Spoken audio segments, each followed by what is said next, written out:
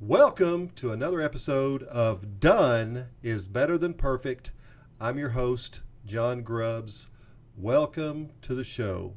Now, before we get into our topic, I'm going to share something interesting for you in the news, and this is especially for all of you fellow dog lovers.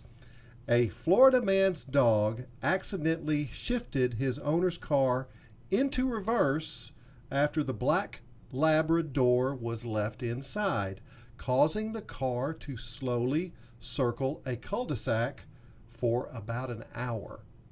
The incident happened Thursday morning in Port St. Lucie, where the dog's owner made a wrong turn, pulled over, and then got out of the car to leave the dog named Max inside.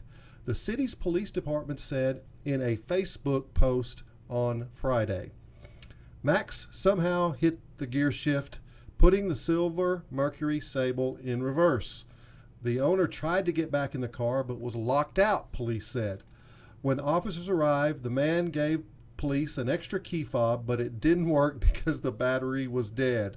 Police gained access by approaching the car and entering the code on the keypad located on the driver's side door, the department said. No one was injured, but the car did hit and damage a mailbox. Max was fine and healthy and also happy to see his owner, police said. And if you don't believe this news article, there is video of it out there. All of you dog lovers understand that this is not something that's impossible.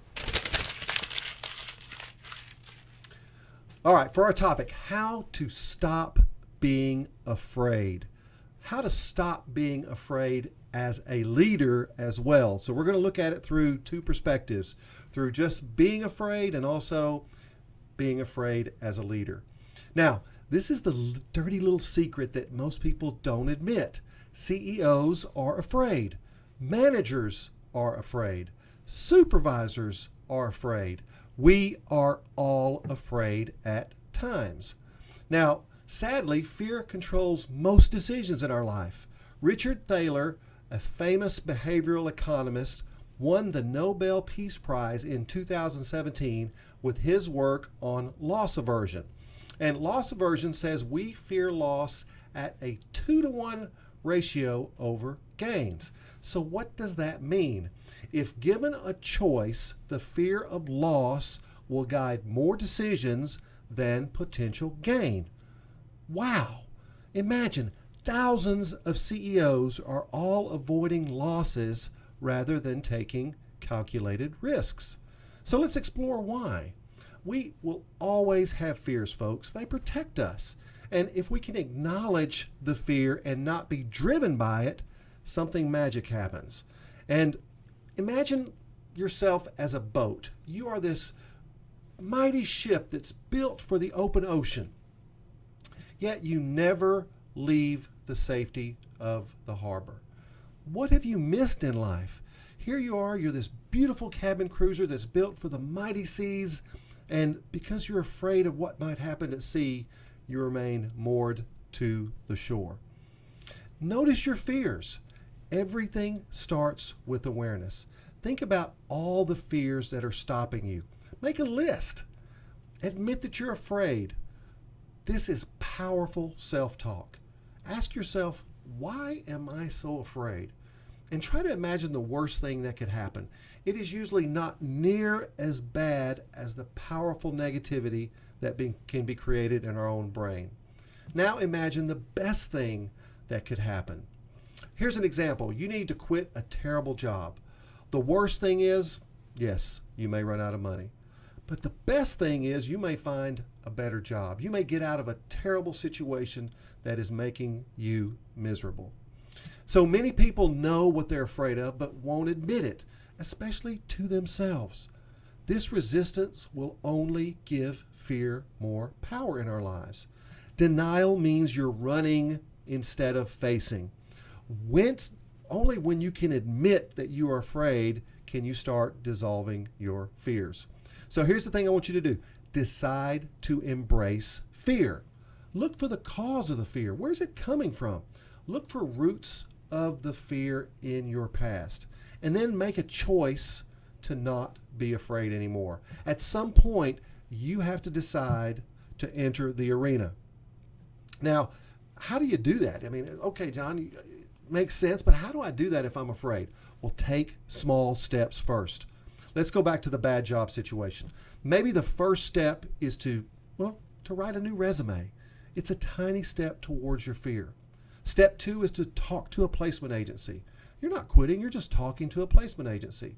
Step 3 might be to go on a job interview. Just keep moving toward the fear. And will the fear go away? No, it's not going to go away, not at first. But each step, it will start to get smaller and smaller.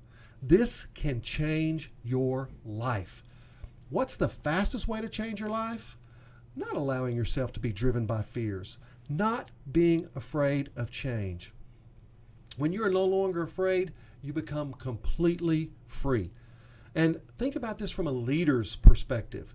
How many opportunities are you avoiding because of fear? What excuses are you making to avoid fear? Think about your company, your department, all the people that depend on you. Getting over the fear of whatever it is something that they're depending on you to do.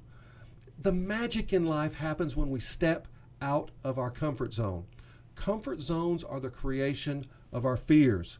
We need to look for our discomfort zones in life. That's where the magic happens. Use this video for a purpose. I want you to think about 3 things you're avoiding based on fear. Write them down or make a mental note. Draw 2 columns underneath each thing you're afraid of. The worst things and the best things. Now, examine the worst things list. How likely are they to happen? And if they do happen, how bad is it? And then ask yourself a third question. Is it really that bad? Then go to your best thing list. How would these things impact your life? And here's something magical. Will you regret not doing it in the future? Would you do this if you were not afraid? Fear is the fertile ground for regret in life. And folks, I believe the greatest tragedy in life is regret. I wished I would have done this. I could have been this. I should have done this. Those are, to me, great tragedies in life. Life is too short to be ruled by fear. Overcoming fear is a muscle that must be worked. It can get stronger. Listen to me. You can do this. Remember, taking baby steps at first.